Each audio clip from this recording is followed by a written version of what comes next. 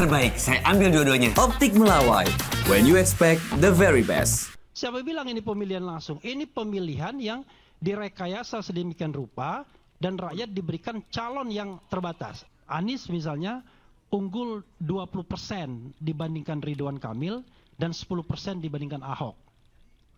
Keunggulan Anies dalam survei tersebut, top of mind-nya.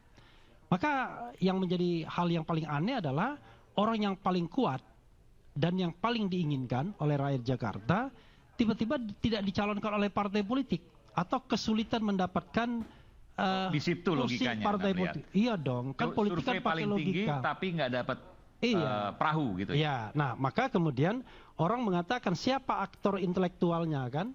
Maka saya mengatakan ya ini kan mudah cara melihatnya.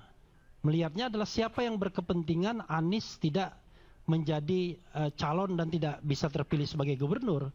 Ya tentu Istana Lama dan Istana Baru, kan begitu. Istana Lama memang tidak menginginkan, Istana Baru mungkin tidak menginginkan juga demi keamanan dan kenyamanan kekuasaan sampai 2029 dan lain sebagainya. Nah, tetapi kan di luar itu menurut saya politik kita tambah tidak sehat. Jadi kalau saya sih membayangkan harusnya ya Anies bisa bertanding, Ahok bisa bertanding, Ridwan Kamil bisa bertanding, you name it. Siapapun orang yang terbaik di Republik ini dan punya kemampuan, ya harusnya diberi jalan untuk bertanding. Sehingga biarkanlah rakyat yang kemudian memilih. Sekarang kan bukan rakyat yang memilih. Siapa bilang ini pemilihan langsung? Ini pemilihan yang direkayasa sedemikian rupa dan rakyat diberikan calon yang terbatas. Nah, ini pemilihan yang direkayasa sedemikian rupa. Iya dong. Sekarang pertanyaannya adalah gimana rekayasanya? Nanti ya bayangan saya adalah itu calon independen akan lolos setelah sebelumnya dinyatakan tidak lolos. Ini maksudnya Pak Komjen Pol Purnawirawan Dharma kan sebelumnya kan tidak lolos. Kami undang juga sebenarnya ke sini. Tapi kemudian sekarang lolos. Nah, fortunately bagi dia, mungkin dia akan diloloskan. Karena kenapa? Penguasa sekarang ini kan takut dengan kotak kosong. Heran kan? Kok takut dengan kotak kosong kalau elektabilitasnya tinggi? Tidak. Karena tadi dia menyingkirkan orang yang populer, maka terjadilah fenomena misalnya di Makassar. Orang yang paling populer itu disingkirkan dengan rekayasa tertentu, padahal dia incumbent pada waktu itu, dan kemudian calon tunggalnya kalah dengan kotak kosong.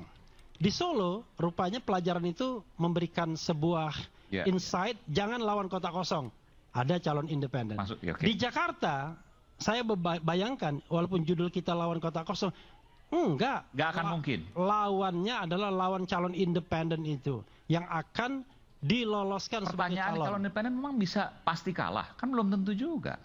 Begini, kalau yang tadi misalnya dikatakan, hitungannya begini, Bung. Ini pasti Polri loh. Enggak, hitungannya begini, Bung. Kalau melawan kotak kosong, maka seluruh pendukung orang yang kecewa itu akan full di kotak kosong. Oke. Misalnya pendukung Anies dan lain sebagainya ya.